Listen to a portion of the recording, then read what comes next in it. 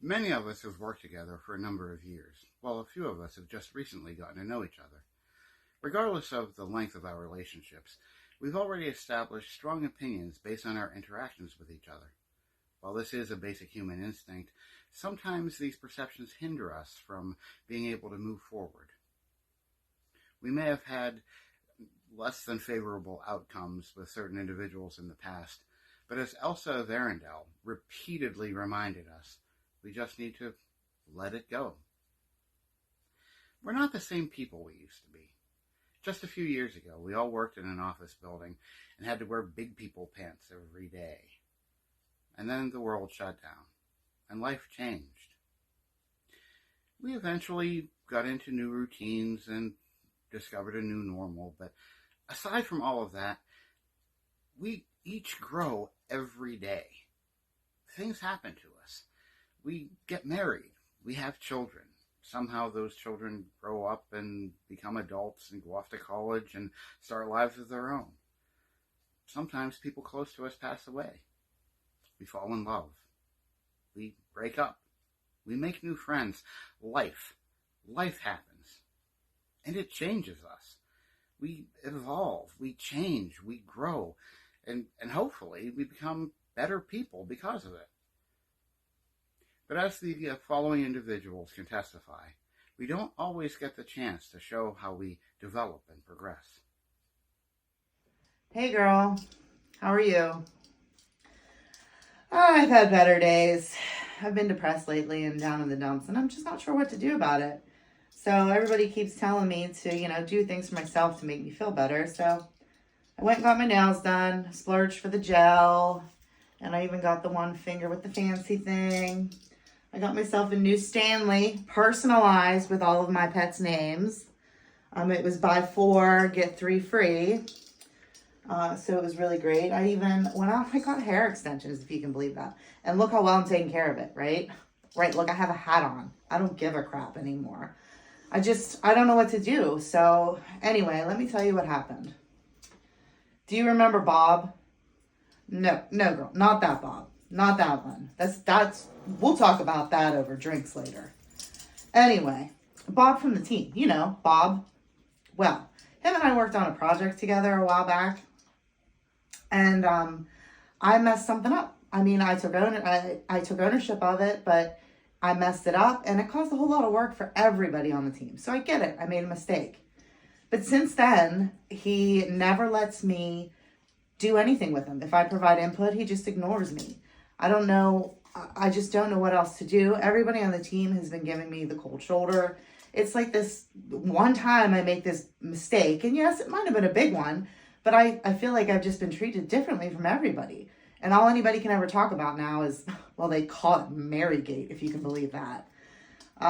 So I don't know what to do. I'm to the point where I think, why even bother, right? Like, what do I do?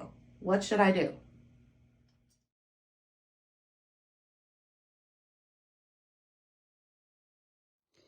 If you ever wanted to know what was going on in someone's life, all you had to do was ask me. I used to know everything about everyone.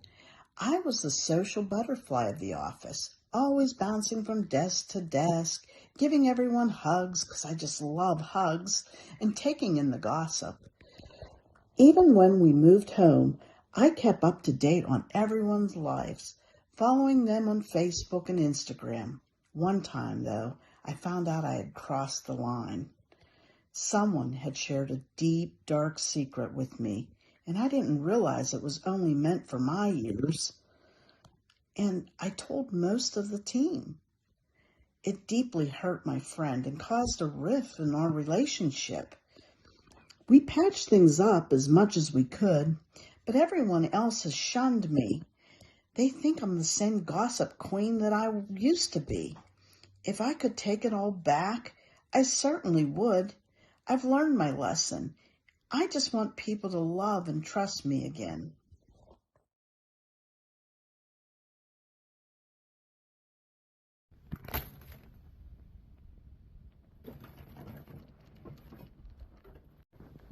I used to have a quick temper. I'd get hyper at the smallest things. When I would be on the phone and someone couldn't understand what I was telling them, I'd get so frustrated. I wouldn't let them hear it in my voice, but I'd clench my fist and sometimes bang on my desk. I used to even throw my pen. Who does that? But then some things happened in my life. I ended up killing my dog while playing Wii bowling. I only got a spare. I didn't even get a strike, so it wasn't even worth it. I came to realize that my mental well-being was more important than getting bent out of shape over stupid stuff. I started meditating and doing yoga, and I became much more happy and grounded. The only problem is people at work still seem to keep their distance from me. They think I'm still the bitter, angry person I used to be.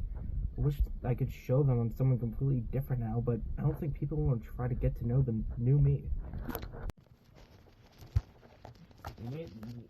Stay.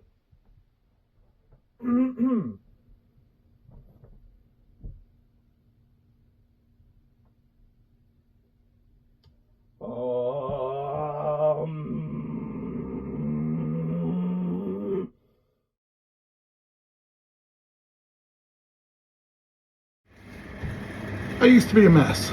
I'd have trouble understanding assignments at work. Whenever I would get one, it would take me a little while to figure out what was going on.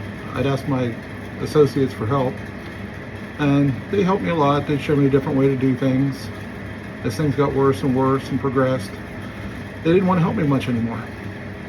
And after that, I started having some serious problems. I started to self-medicate and do a little bit of drinking, which turned into a lot of drinking, and obviously everything spiraled out of control. And I started showing up late. I got short-tempered with people. Finally, I decided it was time to go to the doctor. So I went to see the doctor for my annual physical, and he sent me to a specialist, and turns out that I have a mental disorder. So now I'm on the right meds and the right dosage, and it's helped me a lot. I'm handling work much better, life in general much better. But my fellow employees find it a little bit hard to accept.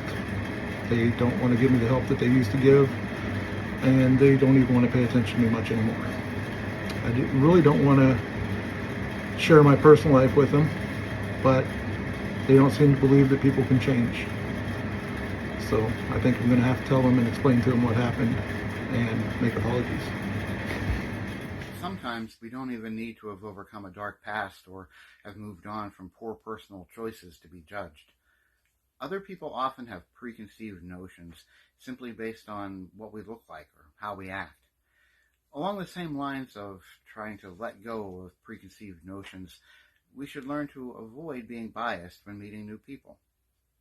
As Steven Tyler of Aerosmith said, "Never judge a book by its cover, or who you gonna love by your lover." Ever since I joined this team, I don't feel like I get any respect. I do my job well. My supervisor has never told me any different. But yet, when I'm put into a team setting, I feel like they're all brushing me off. Yeah, I look different. I wear crazy glasses. I wear fun clothes. I dye my hair a lot of times. But I know my job, and I know my job well. But I feel like the team just brushes me off because I look different than they do.